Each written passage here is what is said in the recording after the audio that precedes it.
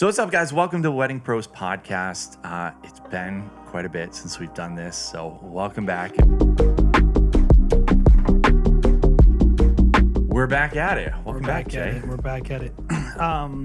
It's been like, I keep telling people, if I can just get through October without dying, then I'll be okay. And I know that that's like never is true, but that's what I'm telling myself right now. Yeah, and then you're in January and you're like, where did December and November go? Because it seems like that was the time I was going to do things with my life and my family. Yep, But, for sure. This is, like, we were talking about it last week with Mark, but like the amount of, I wonder if this is true in other parts of the country, especially warmer places, when their weddings are compressed like into, but like it's crazy to me that like, I don't know, how many weddings are we shooting in September and October? I feel like half of the weddings that we do are September and October and August this year. But yeah, it's a busy time of year, especially here in New England. But anyway, yeah, in the middle of all that, we've decided to make everything way more complex by trying a totally new thing. You know, it's funny to me.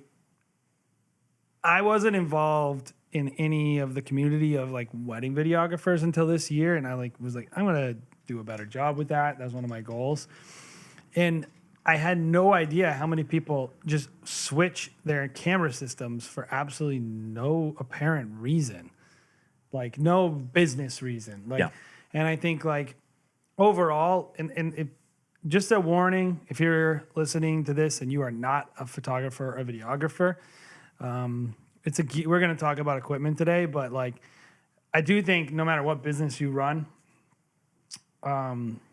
there comes a time where you're like gonna switch your systems and switch your workflow, and it's weird to me. Like, I would assume most people were like, oh, I'm gonna buy a different oven.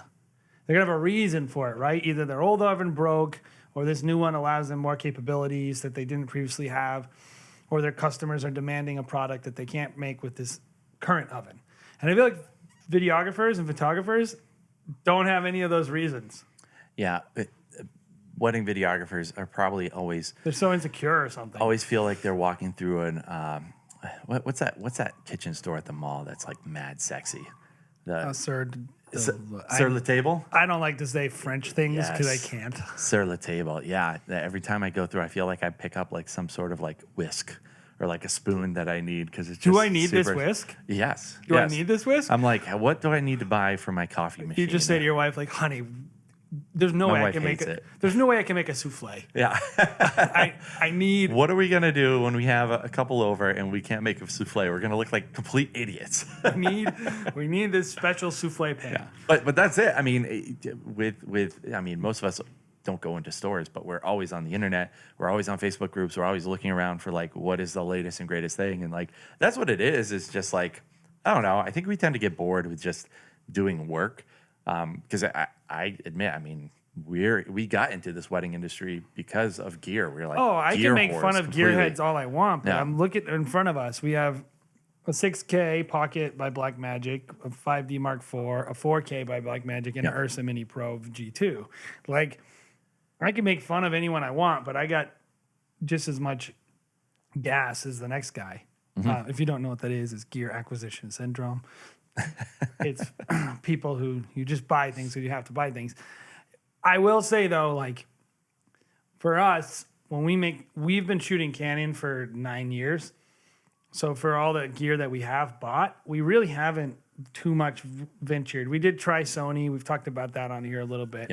And it just didn't work for our workflow. But we don't just like change our systems that much. Yeah.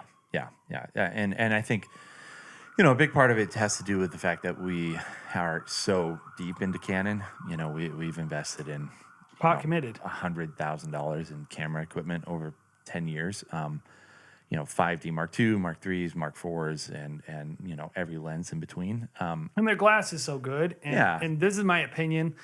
No, I think this is a lot of people's opinion. Like I think the glass you use has, I think, more of an effect on your image, and especially the cinematic quality of it. Unless you're going for a very specific thing. If you want to, I mean, the trends, right? You know, who's going to do the 120 at 4K? You know, what camera is going to get to that first? But your connection with that glass, I think, really matters. Yep. And we really like the Canon Glass, so we never really wanted to switch. Yep. So this year we've made a big step ourselves, and we've actually switched over to Blackmagic. Yeah, which we tried to do years ago. By the way, we experimented with it when the Pocket first came out. The Micro Four Thirds, the original generation Pocket, and we were like, we hated it. We were like, screw this. It was before B-Raw. It was horrible. Yeah, and I think even at that time, the color correction was very rudimentary. The process when that first came out, we were like, this is way too much for our workflow. It didn't make us money. No. Even though it was mad cheap, the camera itself. But yeah. So this year we've made the switch, and you know, I think what we're trying to do is we've actually created another company to be able to do that. But I think a lot of people are dealing with should I switch? Why should I switch? You know, what's the point of really switching besides having that gas? So maybe I think you should dive into why you think the practicality of it, and I'll probably dive into some other things. The general sense of why you should switch, or when you want to do something different that you or new, or just, you know, I think if there's a business opportunity, you know, and that's what I think. And to me, creative and business, they're kind of intertwined, by the way. So someone's like, I don't care about money. All I care about is creating. This isn't the podcast for you, by the way. But in general, for me, it's like, if I make good art, I'll make money. So I don't really separate the two. But when I look at this particular, what we were looking for, if you haven't played around with these cameras and you don't understand what Blackmagic has done recently, Blackmagic has released 3 cameras this year. I believe this year. They have the URSA Mini Pro G2, which is really great because it has 4.6K 120 FPS, which was appealing to me. I was like, I want that. Additionally, it's got a really beautiful sensor, and it's EF native, and it's got internal ND filters. Internal NDs. This is a cinema camera to compete with Reds and even, I think, similar quality to ARRI Alexa. So it's really great. And then the 4K was a camera they released earlier in the year, and it's a lot of the energy of the URSA, but then obviously stripped down. It's got a Micro Four Thirds sensor, Super 16 sensor, which is pretty serious crop. Shoots 4K and 4K 60. And then the new guy, which Jared is holding right now, he's gonna start holding, is the 6K that they just released, the Pocket 6K. And this camera shoots 6K. It does not shoot 4K, which was a little disappointing to me, to be honest, because it just means you have to shoot these giant files. So, but it's a native EF mount, which matters to us, and that's nice. And so here's the cool thing. All 3 of them shoot B-RAW, which is their new format. So if you're looking and going, should I use Blackmagic cameras? I think the number one reason, that besides if you enjoy maybe the menus or certain things about them, I really think the only reason to use these cameras is the codec, which is B-RAW, which it's small, but it allows you to adjust the sensor data, and it obviously has seamless connection to DaVinci Resolve, and it's just the most bang for your buck when it comes to cinematic quality files. And so really, why did we make the change? Well, we were we want to create a new product that's so different from what we've done with Stop Go Love that nobody would mistake them for each other, that it separates us from other people in the market, We want it to be a true cinema product that requires that level of care. Here's the deal. None of these cameras have continuous autofocus. I don't even think they have continuous white balance, right? So like, not that that's a big thing you would use in a cinema, but none of them, they are cameras that when you shoot with them, if you've never worked in a cinema setting, if you're just a pure wedding videographer, a lot of them don't really know how it works on a real production set. There's a guy who's rolling focus for you. Yep. Like you're not walking around with face detection shooting a movie. Now maybe you are now. I do believe that will change as cameras get more advanced. But like these are 2-3 man cameras. Now we're working on trying to use them with one man. You know, we're working on that workflow. But if you don't understand that and you pick up one of these Sony or one of these Blackmagic cameras and you just go out and you're just rip and roll, you're going to be like totally blown away by how hard they are to use. If you don't understand, this thing is going to be, it has no image stabilization. It's going to be bouncing all over the place. Maybe I think the in-lens stabilization maybe works on the F ones. If you get a lens with it. Yep. But in general, it's bouncing all over the place. Every mistake you make is so obvious. Yep. Your rig, this thing is rigged up with an ICANN rig. This one we haven't put in the rig yet, but we have this whole shoulder rig. You have the battery life is absolutely abysmal. Like, why go through all the trouble, right? Yep. Well, we think the cinematic quality of the files really is worth it, and we think we need to do something different in the market, and so. We just made the decision to shift over because we were like, we need to do something different and we need to up our game in terms of the files. Yeah. Here's the thing. When you do wedding videography for a long period of time, and you make money and you've been doing it for years, you know how to do those things, right? You know, we've been doing wedding videography for 9 years. And we have our company, Stop Go Love. We've been doing it for a long period of time.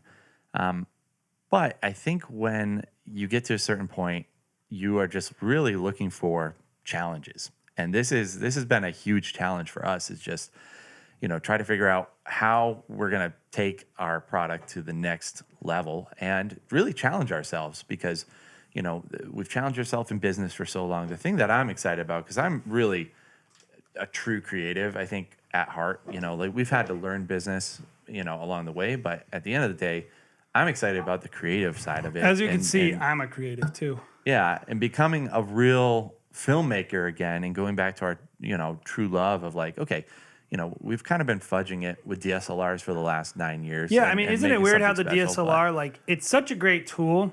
Yeah. But like ultimately, like when you see like the Panasonics coming out, and I don't have any criticism of someone who would want to use the system like that, but like the internal IBS, like everything that makes it easier and easier and easier to shoot. I have found that like the thoughtfulness, the intentionality, and that's, I guess, from a philosophical standpoint, with what we're doing with Huxley Film versus Stop Go Love, we want Huxley Film to force us to be intentional. We want a product that forces us and then gets clients that appreciate that, but also forces us to slow down and shoot shots that really are, from a storytelling perspective, from an artistic perspective, force us to slow down a little bit. That is not how most... Well, that's real cinema. That's real cinema compared to, you know... How often are we shooting a wedding? And I mean, you saw a post this weekend in one of the Facebook groups of like, you know, he was just like, do you ever stop and slow down and just say, F it, I'm done with shooting weddings?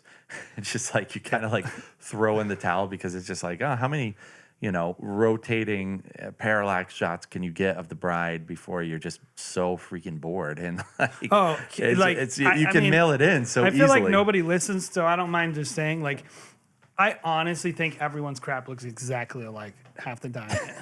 Like you would say that. No, I'm always like, yeah, whatever. Like you're just doing like a parallax, like, and then it's not a criticism. Yeah.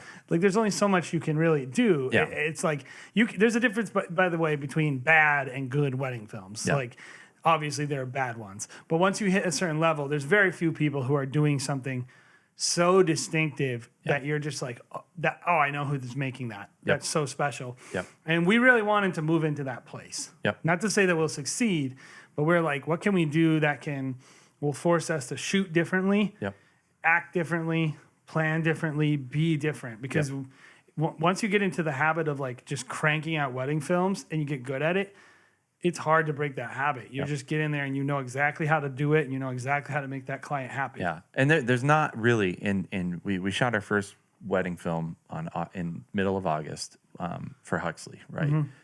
And I didn't find that there were many parallels at all to the way that we normally shoot a stop go love film. It's not like it's different. Not just swapping a camera and it's a better image. It's, okay, well, if we are bringing this camera, then we have to have another shooter do this. An AC essentially assist me on holding, the gear and making it so that I can swap from a tight shot to a wide shot, and then I'll need the stabilizer. And then with the stabilizer, there's no autofocus with it anymore. So we have to be a little bit more intentional. We can't just do swirls around the bride and groom anymore. So there goes that shot. And if we do this, if I want to get this other shot that I can get with the 6K, I'm going to have to set it up and think about it beforehand and make sure that it's storyboarded and timed out and knocked out. Not only and then it's storyboarding, and then it's like you have to talk to the photographer and you have to make sure that they're not going to be in the way. And it's just a total different approach as opposed to just showing up and being like, that's a nice shot, I'll get that. That's a nice shot, I'll get that. It's like you're starting from square one. You're starting from the drawing board completely. Into even how am I even talking to this client about being a little bit more intrusive than we normally would be, in a way that's still respectful to not only the client but also the photographer. And that's another discussion. It's just starting from square one. It's totally just a different thing, but it's a crazy high barrier to entry because people that just get a new camera, they're just going to be like, I get a new camera, like here it is. But this is really like. It's such a different. It takes a lot of time to I feel like we're just going back to not knowing anything again. I mean, which I think is good. Oh, it's fun. I enjoy it. Yeah, it's a fun challenge. Even the post-production workflow, like we have that. My opinion, we should be teaching classes on that because I'm always like, we're kicking out wedding films. We have it down to a science, like exactly how to process them, edit them. Make them feel personal and unique, but also follow a formula. Like, we got that. Yep. Even the color. Like, I've never heard anybody say our color looks bad. I like our color. I think it looks great for Stop, Go, Love. Yep. And our clients love intentional. It's what we want. We want people to see it and they think, that's how it felt that day. It's not maybe as stylized as a lot of what other people are doing, that sepia kind of browns that's trendy right now. But I think definitely a lot of people timeless, like it. Solid color. And we've got that down. Yep. And when we get into this, it's having to make me turn on that production side of my brain, camera matching, like actually paying a ton of attention to exposure. Yep. Where previously we'd be like, duh, of course it's correct. Yeah. Like it looks good, therefore it is good. Yeah. What you see is what you get, That whole thing is so different now. And I think a lot of people, like, if you're, first of all, about Blackmagic, they're wonderful cameras. I really enjoy them. It sounds like, I always like to talk someone out of something before I talk someone into something. Mm-hmm. Like, if any of the things I described sound horrible to you, like not having IS, not having continuous AF, like any of that stuff, you're going to hate these cameras. Do not buy them. Don't believe in the hype. Just because you see someone who's really good who shoots with them is not a reason for you to get them. Mm-hmm. Because you need to really know your crap to use this camera. That being said, if you do know your crap and you're looking for a challenge, if you are looking for an amazing file and you want to do more cinematic stuff, I would even say if you do a lot of commercial work, this is a great camera to have too. Mm-hmm. And we love it a lot. Any of them, right? And you're talking any of them. Honestly, like, what's funny is like this 4K, in some ways I like it better than that 6K. Mm-hmm. Like, that bothers me that I can't like stop it down, or like not stop it down. I can't bring the file size down to 4K. Yep. I have to I think it's 5.7K. Yep. That's giant. The files are so big and so frustrating. Like, I have to shoot these giant files. the camera is like the C-Fast medium is like gigantic. I will say the little little Samsung SSD whatever. Too many letters. Samsung SSD USB-C. Yeah. They work, and it's also 5 o'clock. They work really well. Yeah. They work really well. And if you're wondering, like, no, those are great. Does it work? No, they work great. We use those as well, and they're awesome. The funny part about that on this camera is that the USB-C output is behind the door. Yeah. The thing that I found to be interesting and frustrating at the same time is, when we're shooting, and I've been much more on the shooting side with these cameras, is like trying to figure out how do I want my rig to be, and then when someone else picks up the camera, they're like, oh, this is awful. Like, I'm 6.5 feet tall. Someone else is gonna be shorter. Somebody else, it just has personal preferences that are gonna be it's way more personal. It's not just having a DSLR, like, pull up to your face and take a photo. It's, I want my shoulder mount to be here. I want to be able to see this. I want to be able to plug in headphones here, and just, it is much more custom to the shooter that's actually present and actually shooting. And also the shots that they're going to want to get along the way. Are they going to want it to be more handheld? Are they going to want it to be more shoulder mounted? And it's just like, that's been a challenge in and of itself. We should probably mention too that we're shooting a lot of this product on Canon Cinema Prime lenses, which if you've never used one of those lenses, so most of us are shooting on like lenses that are for photography, and so the focus range is like 90 degrees or something like that, 70 degrees, which means it's a pretty short turn to go from one side to the other side, all the way to, like, from nothing to infinity or whatever. When you are picking up these Cinema Prime lenses, they're 270 degrees from all the way to infinity. Yeah. So you have to have a follow focus. You have to have a follow focus. You can't just roll. You can't walk. Oh no!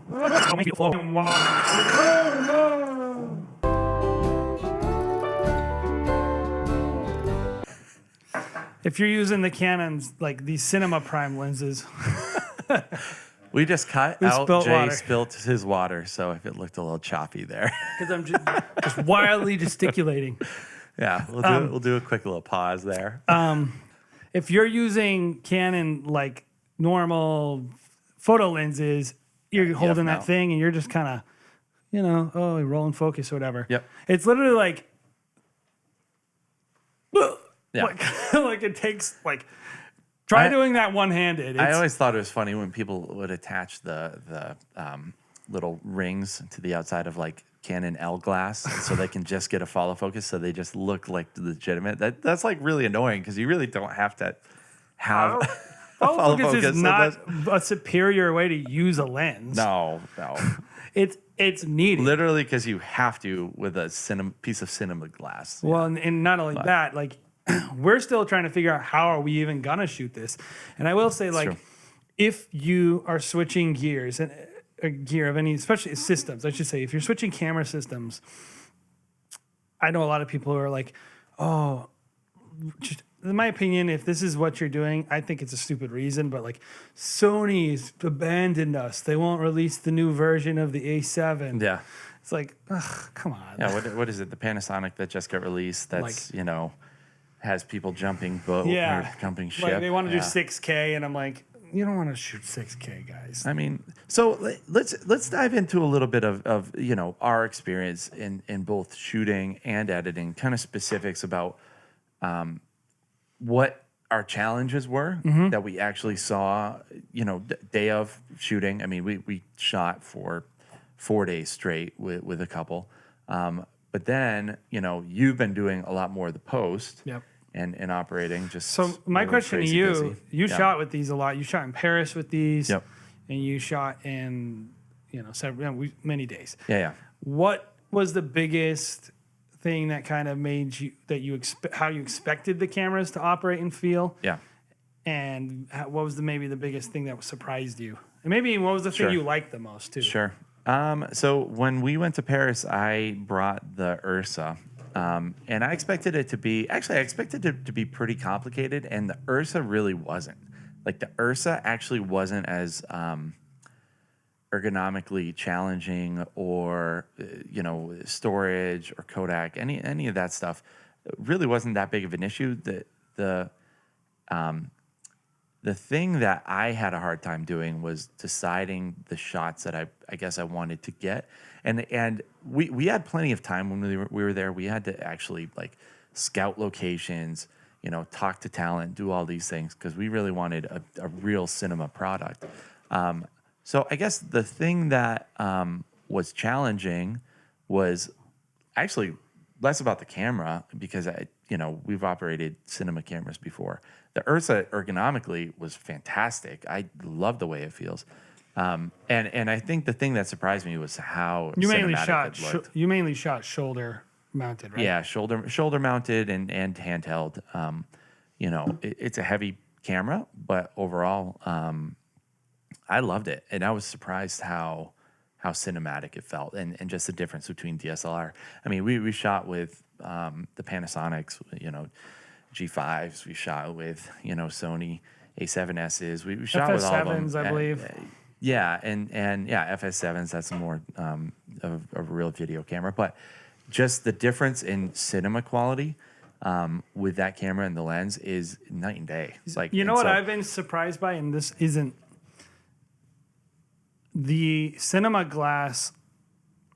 Obviously, like if you haven't worked with the difference between cinema glass and photo glass is not designed to be shot like have moving picture shot on it. So it has all these deficiencies. Like when you roll focus, like they call it breathing. Yep. So basically the image is like, as it's rolling in and out of focus, the image is changing composition. Yep. Almost like the things are getting bigger and smaller as they blur out.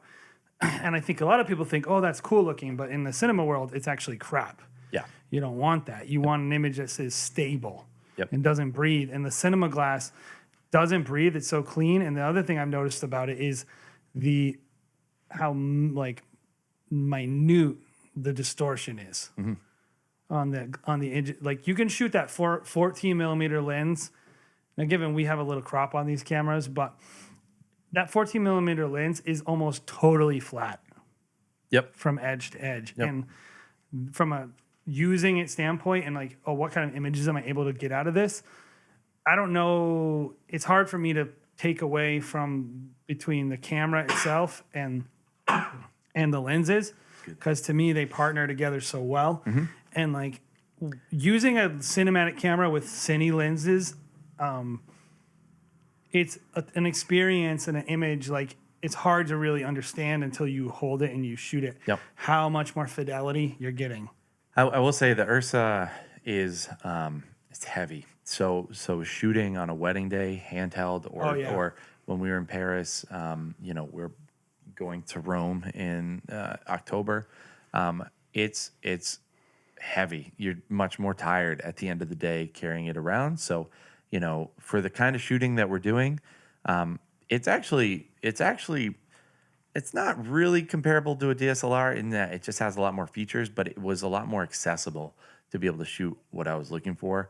Now, switching over to the 4K and the 6K, those are ergonomically kind of a nightmare. The image is great, but they're not really, they're kind of just like, here are these great sensors. You figure out how to make the image look good. And here's the thing about them that I don't like.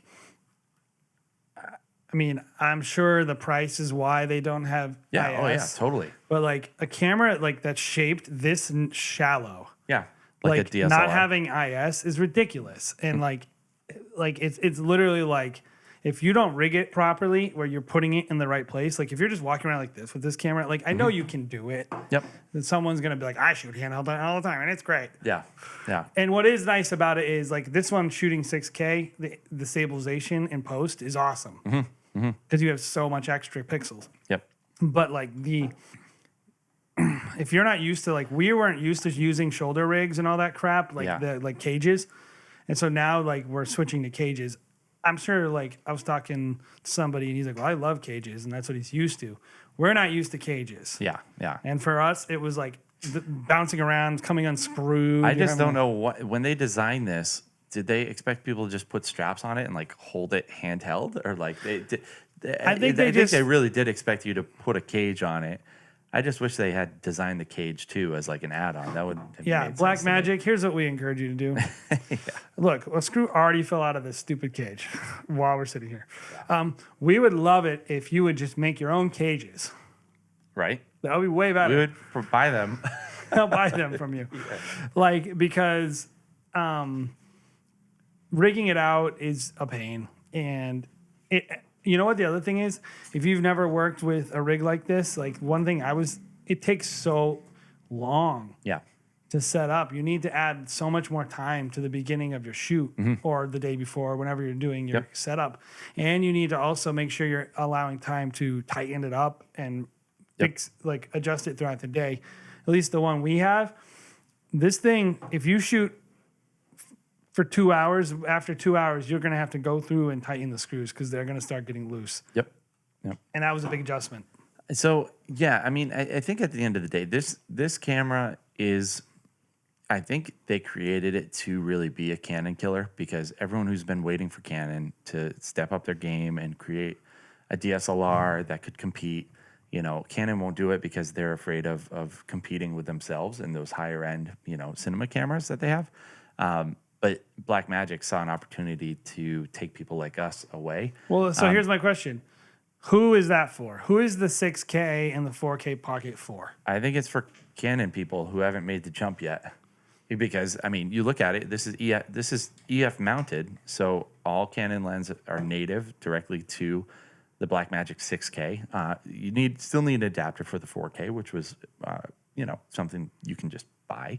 But this is native. And then also the LP, what are they, LP69 batteries? LPE6. LPE6. Directly into the camera. I mean, it's really, they're trying to take Canon down a notch as far as the videography side of things by creating this camera. And I mean, look at us. We bought it the day it came out. So there's obviously a need for it. I'm surprised. Well, we pre-ordered. More people haven't already bought it. We pre-ordered both of them. Yep. So here's what I would say. Who is it not for? I would say this is not for somebody who wants to do a lot of color correction. I think, yes, it's a Canon killer in that, you know, they're trying to take a lot away Canon customers. But a lot of Canon customers, I don't think are trying to do a lot of post-production. If you're trying to do a lot of color correction, you've already switched to Sony or Panasonic.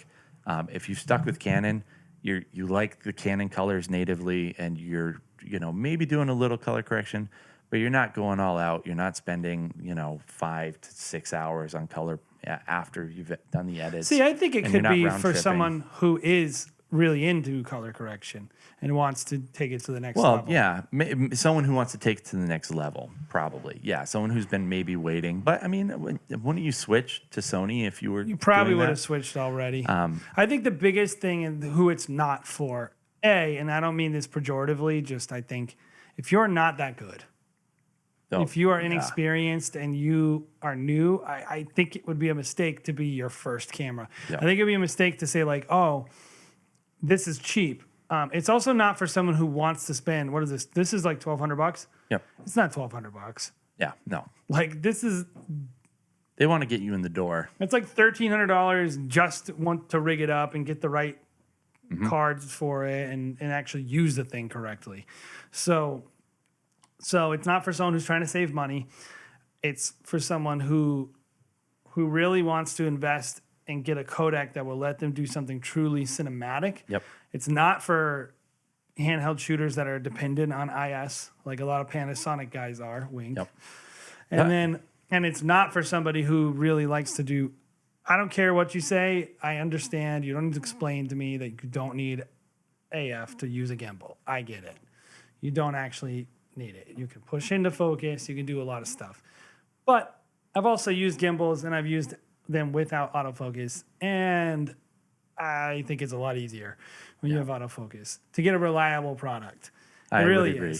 Yeah. I would agree. So it's like if you are doing a lot of gimbal work, first of all, they're heavy and they're hard to balance. Yeah. Second of all, I think I would just go get a Fuji or get a Sony. Like it's better for that. Yep. Yep. So yeah, it's. I mean, if you want a manual focus on a gimbal, I mean, power to you, man. Yeah, you can get like the Bluetooth Sure. follow focus. You can get that set up. Yeah, and you can have a follow focus person actually with a monitor behind you, and you can spend money on that if you want to. But I don't want to spend money on that. No, and the clients don't care. No. I mean, I will say, if you're a person who's already using a like a Bluetooth follow focus, maybe it would be a good fit for you if you're used to using the Ronin with like the follow focus and you're just you never use autofocus on a gimbal. Maybe it'll be a great fit for that person. Anyway, so we like the cameras. We're not experts with them by any means, but we've had some experience with them.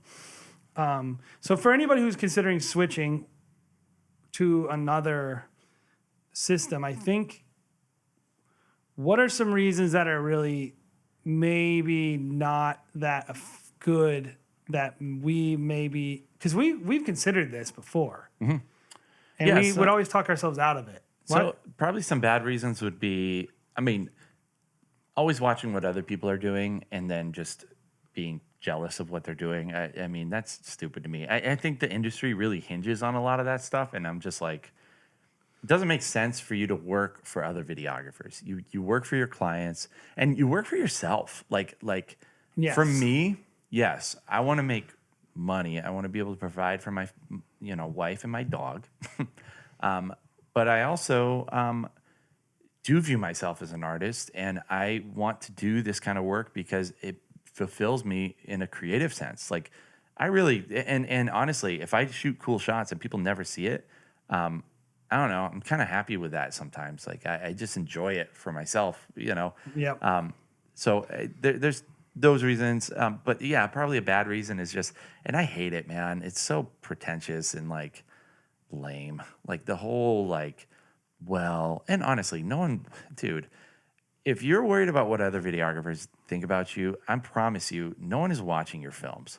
Like, no one watches each other's films. I can't tell you the last time I watched, even someone who I really respect, like Ray Roman and like, the White and Reverie people and Sculpted. I remember a couple of years ago, and this Ray, I know you're not listening to this, but if you are, no offense. I was like, I skimmed through it. I was like, is Ray Roman still making videos? I don't know. Yeah. I had to go look. But Ray just came out with something recently, and I was like, oh, this is cool. And I skimmed through it. It was probably 3 minutes long, and I skimmed through it. I couldn't spend 3 minutes watching the video just because, I don't know, when's the last time, unless you're really starting out and learning, I mean, I just promise you, no one's watching your films. I mean, it's really just like you're working for your clients because your clients are the people who are going to be watching it. And so if you're trying to sell to a certain audience, you want to make sure that they're loving it. And they're the people that are really going to be comparing you. But I always like the idea of and I feel like this counts for anyone in any industry, because you're a creative. If you're working in the wedding world, you're probably a creative in some way, right? Unless you're a DJ. Yeah, no offense, DJs. Every once in a while, you see like the guy who plays saxophone around here. Oh yeah, to the track. Yes. Yeah. But in general, he's a real artist, though. Yeah. Anyway, you're a creative if you're in this industry, probably. Yeah. And you're always having to kind of create what's in your head. Like you have a vision of what you want to make. And I think when you stop having a vision for what you want to make, it's probably time to quit, right? I don't know. Or just have a good business and hopefully you're good at scaling or whatever. But I think it gets harder and harder to make a product that you have no vision for. And so for us, I do think this is a good reason. And I think you got to be smart from a business standpoint and make sure you can truly afford it. And I do think trying to find a way to gain extra revenue from a gear switch is smart. But that being said, if you're doing well and you've been doing it a while, I think for all of us, making a change in our business because we're trying to better capture what's in our head, better make what we've imagined, better work on the things that we've always dreamed of. That's really what it's all about. Yeah. That's what separates. That's why I know when I see Alex from Sculpting with Time and what they do over there. I'm like, I've never even thought really of those shots. I don't even want to shoot those shots, but I'm like, oh, that's clearly in their heads. Like I know that came from their mind. It didn't come from their gear. Yep. It came from their mind. Well, I saw a snippet. Again, I didn't watch the whole video, but of this other videographer, I was like, she does really cool work, and her style is just so different. Like the way she lights the bride and groom for like toasts and the speaker, and like I'm like, that's really different. That's really cool. Again, I didn't watch the whole video, but I did enjoy that moment. And then I look, and she's shooting, 5D Mark IVs. It's just like, it really does come from your brain. I wouldn't say the gear. I'm excited about the gear because I feel like the gear captures texture the way that makes it feel that's what I'm rewarding saying to me. You're trying to figure out how to match what's in your head to what's in your hand. Yep. And like, it's going to be different for a bunch of different people. And I think that's the existential part of being a creative that I think a lot of people gloss over. Sure. They're like, this has most stats. Most Ks is good. Yeah. Yay. Like cavemen, I mean, honestly, when the 6K came out, I was like, meh, cool in that, maybe you can cut the frame down to 4K and stuff like that. Yeah, I looked at it and goes like, it solves some problems. Who the heck is, I mean, I was watching a YouTube video recently by Matt. Johnson. No, not Matt Johnson. Another Matthew. He's a YouTuber, and he was doing a comparison between 4K, 1080, and 720 video files. Yeah. Back to back to back to back. And he was like, he cut them into one piece or whatever. Yeah, one piece. And he was like, which are which? And no one could tell. No one could tell because you're watching it on your iPhone, you're watching it on a computer screen, and like, maybe you can tell some differences. I mean, it's a lot less than what you'd think, though. And so, 6K comes out, it's like, are you really going to be able to tell the difference between a 6K and a 4K? Is it really worth you nerding out about it? Honestly, if you were to take your business a little bit more seriously, it would make a way bigger difference than 4K to 6K. Oh, totally. If you like. When you say that, when people say, that being said, I love this camera. It's they're cool. great. Yeah. They're fun, especially on like landscapes. Yeah. When you like, that's what I think. When you add resolution to really wide shots, it makes such a difference. Like you're just every little wave rippling and every little you're more in that environment.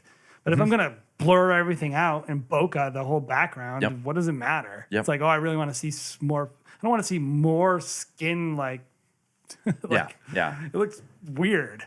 So tell me. So we've been talking a lot about the shooting aspect of it, which is a lot.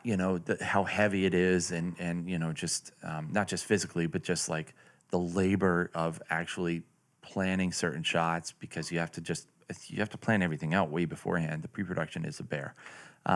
You've been working on the back end with the post-production side. A true joy. Yeah. I mean, what are your top 3? Let's go with 3 challenges that you've encountered that maybe give one that you did expect, one that you didn't expect, and do one that is your most... A pet peeve. Yeah. I'll do my pet peeve first because that's the easiest one. Literally just hitting Command Plus all the time and it not doing what I want. Like because you're coming from like the shortcuts, but like the zoom in, like the little things that I always do without even thinking. Like I zoom in and out of timelines like crazy, shifty, and like I had to map it. But like for the first like hour, I was working in Resolve, which if DaVinci Resolve is made by Blackmagic. There's some good parts, but there's some bad parts. But like just not knowing the stupid layout, and it's got similarities to Final Cut like 7 and Premiere, things I'm familiar with, but it's got some annoying differences. And I don't know why they wouldn't just like change my keyboard layout to map it to Final Cut, right? And then it still doesn't do Command Plus, Command Minus, and I'm like, you think if they're trying to steal the Canon users, that they would also try to steal the Apple Final Cut users. Well, it's so easy to do. It's just like little stupid things like that. I know it's not a big deal, and I can just go map the keyboard. Oh, it's a big deal. I take it personally. I could just go map the keyboard, but it just annoys me that I even have to map the keyboard. Sure. Like, in terms of what I didn't expect, I kind of like the idea. They have different panels, right? They have like cut, edit, color. They have this weird thing, I forget what it's called, but it's an audio one as well, like a built-in Pro Tools. Yeah. Now, you're talking specifically in Resolve, DaVinci right? Resolve, Okay. right? Yeah. And so I didn't expect, because pretty much like Blackmagic, the B-RAW files, really, you can't unlock them fully unless you use the DaVinci Resolve. Like, I don't think you can even open them in Final Cut. And so I'm having to learn this whole new NLE. And like, I just was like, every time I'd open it in the past, I'd be like, screw this. I don't want to do this. Like, and so at first I was annoyed that I had to put clips in a timeline to correct their color. I just wanted to highlight them all inside the bin and do color. And now I'm like, oh, I kind of like that. I don't mind that workflow at all. Like adding them to a timeline, and then doing color at the end, because it makes you, again, slow down. Sure. And really focus. And it's designed for a cinematic workflow. And when you look and you go like, oh, we were so sloppy with wedding films. Like, you're just shooting all this crap. And we have this great workflow designed to deal with overshooting. And this workflow, it forces you to slow down and shoot only what you really want. And if you do that, that workflow becomes much, much easier, the post-production workflow. So I'm surprised how much I enjoy separating them within one view. Because if you click on the cut or the edit or the color, it's a totally different user interface. And it forces you to think totally different about your tools, and it makes you segment how you're working in different ways. And so I've enjoyed that. I've enjoyed that a lot. So it was things I was surprised by, things I hated, and what was the other one? Things that maybe you weren't surprised by. Oh, I wasn't surprised by how tedious it is to color grade. Sure. Because I know that, but we just have kind of avoided it. But like editing and color matching, like I hate camera matching. I hate camera matching. It's such an annoying part of the work. And I wasn't. Some people can't even do it. They just don't have the eyes built for it. Oh, it sucks. And like, I hate doing it, and it's annoying. And like, there's just like, I wasn't surprised by that though. Sure.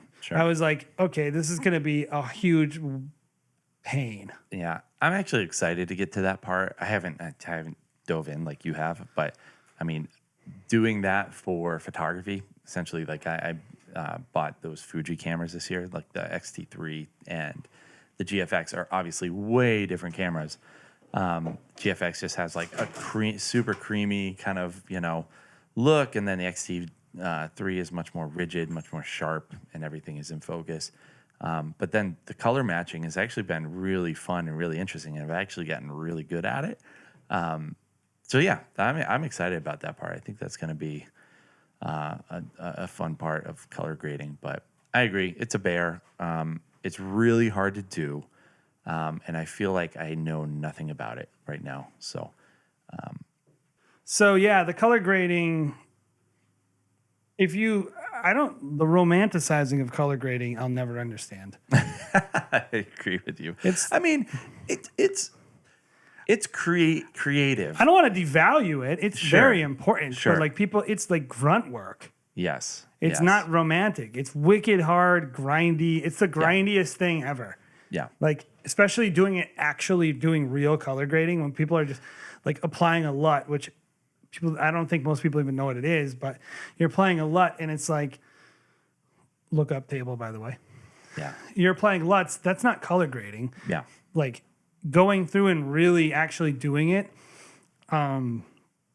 it's grindy and hard. Yeah. And it's not the type of thing, it's not sexy at all. I think that a lot of people think it's the secret sauce that will differentiate themselves. Like especially when you first start out, you're like, you see it all the time. Like, what can I do to really differentiate myself from all you other people who are in this industry who don't have the same vision that I have, or like whatever.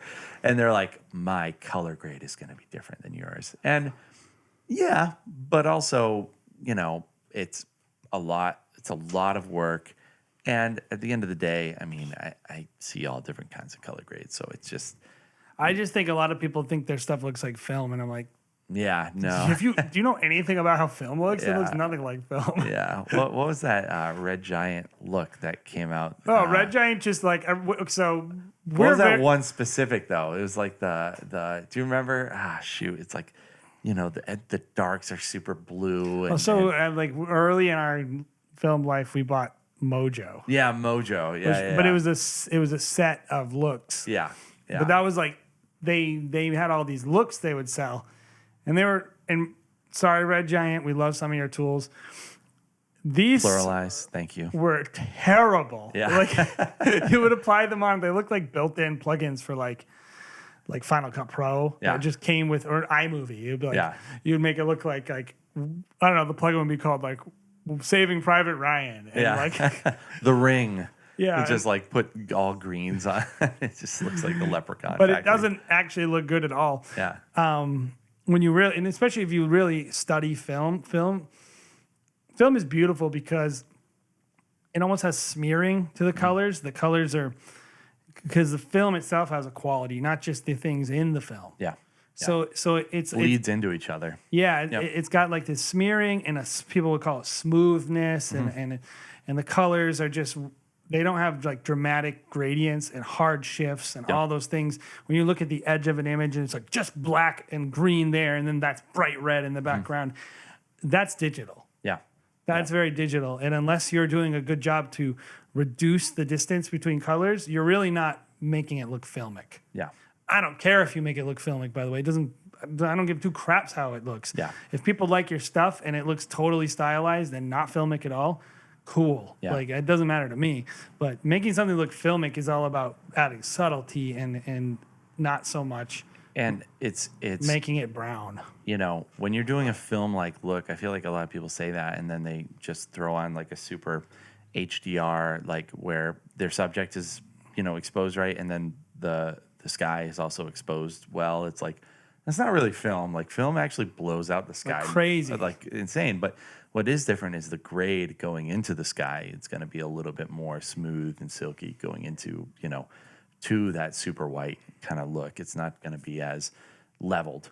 Yeah. It's going to be a much more, the contrast is actually probably less on your film. And like a lot of people, they're cranking the contrast. They're like, oh, it's filmic. And I'm like, no, you just put grain on it. Like that's not filmic. It's been a challenge. And I think it's just, I love the stage of where we are and picking up these cameras because it's really shown me, I mean, like most things, like you actually don't know what you're doing. It's awesome. It's great. Like, it's a humbling experience, and I think that's one of the main things that I've really loved about hopping over and just and you find over time that being a professional, it's really and making your craft better is really finding ways to challenge yourself and find things that you really have no idea about. That's really being a constant professional is just always how can learning, I get better, always growing. How can I become a student of like what is film actually? Like what's the difference between that and a digital look, and just educating yourself and failing a million times, when just putting the time in. One of the cool things we also wanted to do this year, which we're excited about, is we never go to workshops, and this year we're going to a workshop. And Just to learn. I think I'm going to learn something. I assume I'm going to learn something. But even if everyone just says all the stuff I know the relationships that we form are going to be challenging and fun. And like, we're excited. We're going to Vision Quest down in Austin.